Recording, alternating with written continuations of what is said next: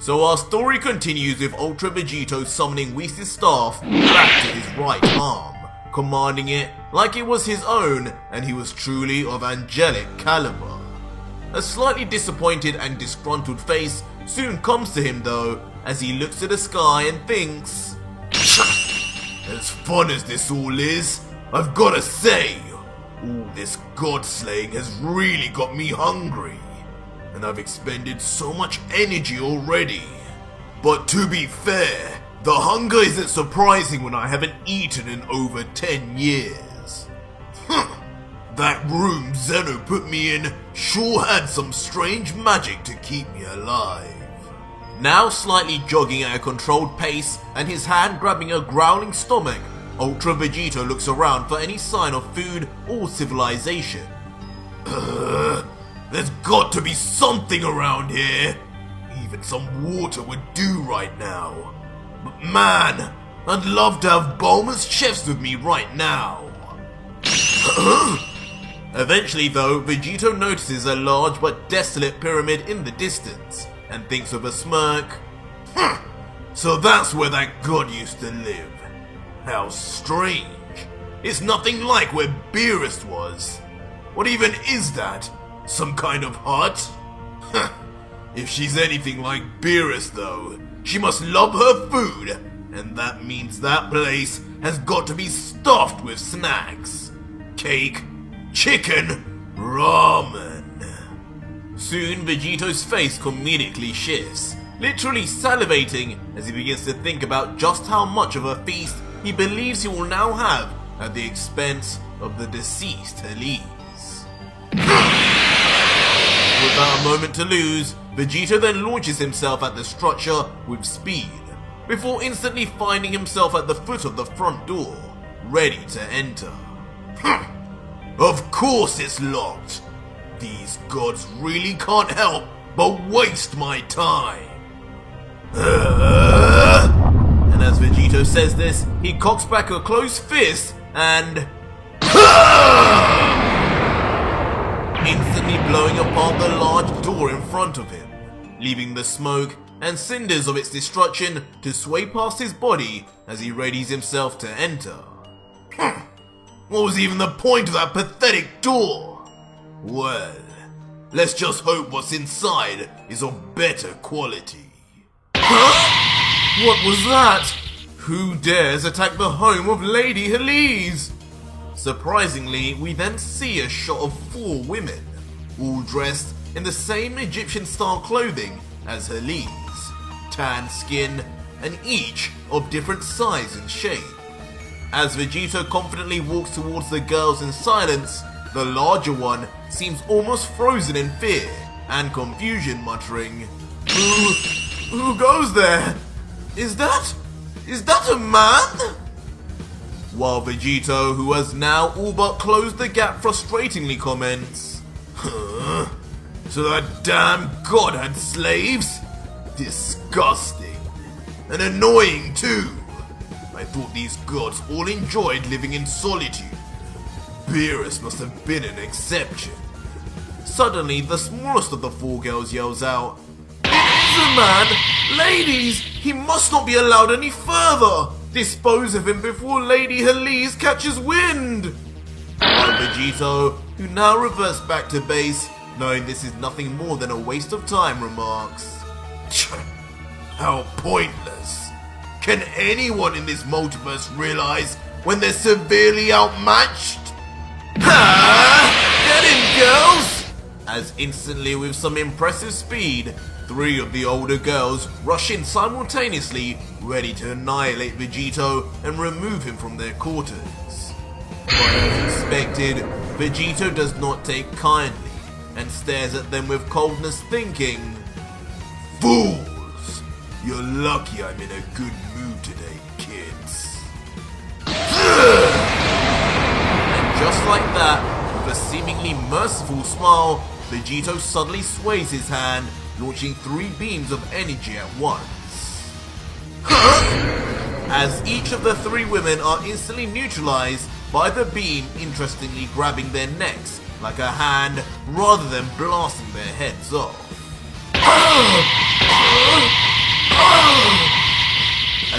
soon revealed in a throwback to one of Vegito's moves.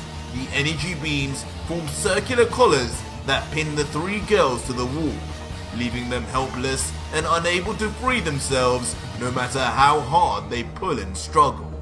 Vegito, now pleased with himself that he stopped this nuisance in the way of his food, just stares before letting out, "Now you three pretty ladies sit tight for me, okay? I'm a guest, so let me make myself comfortable." As Vegito then makes his way to the pantry of food he smells in front of him. To the right of him though, the last remaining girl stands frozen still. "So are you going to pointlessly attack me too? I'm all for charity, but I'm not sure I'll take it easy on the next person to try their luck with me." No, sir. I don't want to do that. Please help yourself. Just don't hurt me." As the young girl hilariously completely surrenders with her hands up, paralyzed in fear by the mere presence of Vegito now. Vegito then walks straight into the pantry area, jumping up onto a table. For someone who was so hungry, he doesn't seem to be reaching for any food in particular, before eventually letting out, "So, this is how the goddess Heles ate. Not bad. A lot of this stuff is similar to what's on Earth. Or at least, used to be."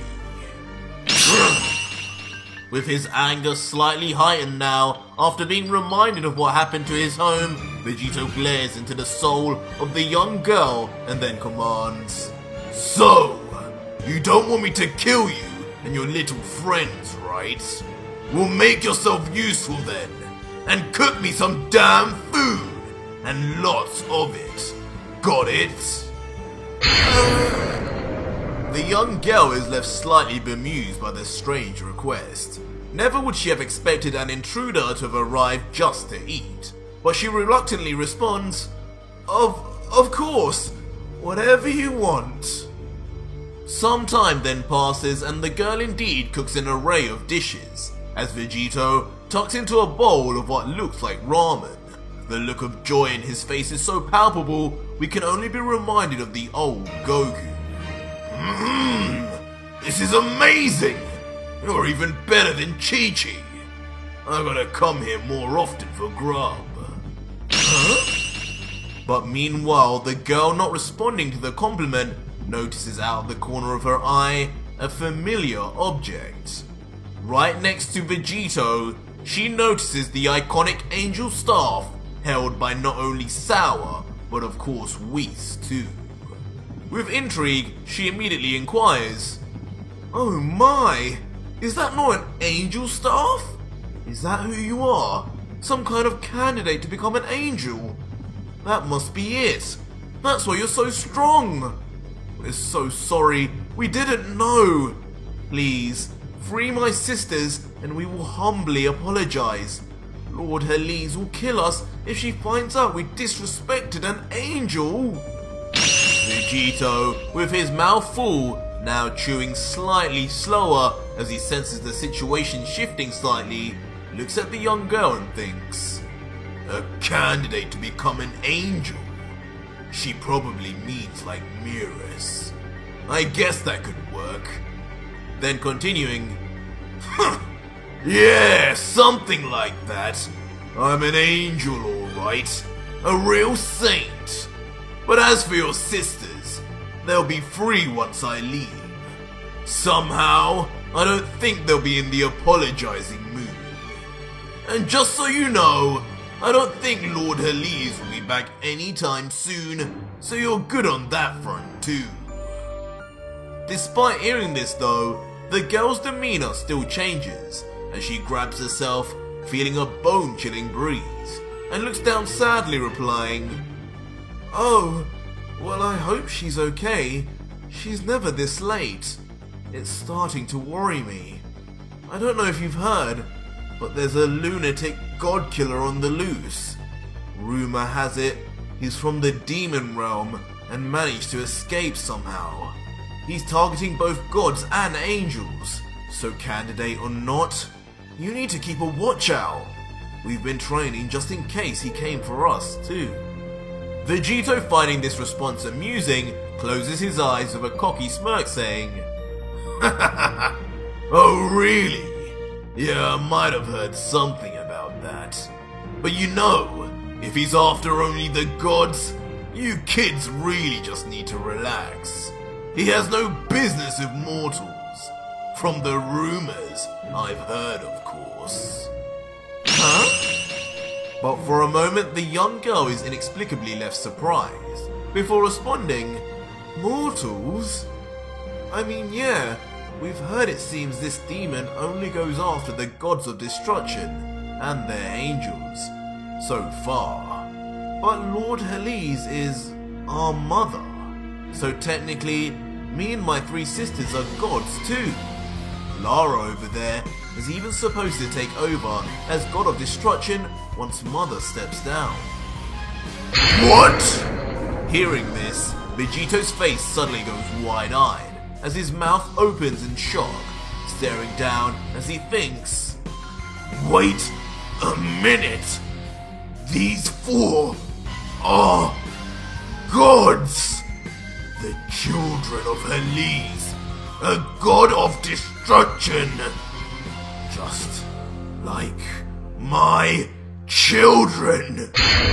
In the background, thinking of the faces of his 4 children, who were all erased, never to be seen again at the hands of Heles and her fellow gods. Vegito, in reaction to this, immediately stands up, grabbing his staff, not uttering a word, as if he's come to a conclusion internally that does not need to be said. Callously walking past the girl, who then questions, Wait, you're done already? You haven't even got to dessert yet. But Vegito continues his walk, now reaching the entrance that he blasted through from before she calls out, Hey, wait a second! Soon then seeing the girl strangely running towards Vegito, continuing, Hold on, don't go just yet, I have something to tell you! Soon from behind, the girl manages to grab onto Vegito's swaying hand, without any fear in her heart. As Vegito turns around and she looks up to him, there's a big smile on her face, completely calm, as if she's grown to trust Vegito after their brief conversation. Adorably, she then lets out, Whoever you are, mister, I just wanted to say, it was really nice to meet and speak to you. It's not often we get visitors. In fact, this is the first time I've ever seen anyone other than Lady Heles or her angel. I knew you weren't going to stay forever, but I really do hope you enjoyed my cooking, because I really enjoyed making it for you. Before then reaching out her hand for a handshake. And surprisingly, Vegito reciprocates as their hands meet, and at first he continues to remain silent mysteriously until soon a smirk forms across Vegito's face, and he lets out, No problem, kid. It was nice to meet you too. You're a good cook. I hope one day we can meet again and I can enjoy more of that ramen. I'll be off now, and when I leave, your sisters will finally be free. Do me a favor and tell them sorry for me. And with that said, with the wind blowing behind him, Vegito then walks out of the pyramid, saying his final goodbye while the girl waits behind. And with himself now fully fed and re-energized, Vegito continues his quest to annihilate all the gods that forsaked him, and he calls into the staff, Take me to the next god! And just like that, Ultra Vegito vanishes to his next divine victim. The young girl, meanwhile, looks on from below with an infatuated smile and says, Wow, what a handsome man! No wonder Mother told us to stay away from mortal men. I better go clean up before she gets back. I wonder why he said she'd be away a while. Regardless though, she turns her back after bidding farewell and begins walking back to the food pantry.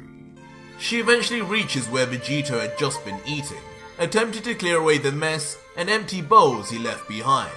When suddenly, she realizes there is a mysterious shining ball left next to Vegito's ramen. She thinks to herself, huh? Did he leave a gift behind for me maybe? But soon, the ball begins to shine brightly, completely illuminating the room, and in her final moments, the young girl realizes what the ball truly is. Fruitlessly finally yelling, "Wait, what? No! No!" And from the outside, we witness the sudden and cataclysmic destruction of the pyramid that housed the little girl and her 3 sisters, all now dead, adding 4 more gods to Vegito's kill count. Meanwhile, unbothered in the slightest, Vegito arrives via the angel staff in a new location and new universe, this time in some peaceful fields and greenery with lush trees surrounding. He looks around for a moment and then says, "Wait a minute, this place, it seems familiar. But from where?" And as Vegito ponders on the familiarity of the location, an even more familiar voice calls from behind, "You there? What business do you have on the land of the Kais?"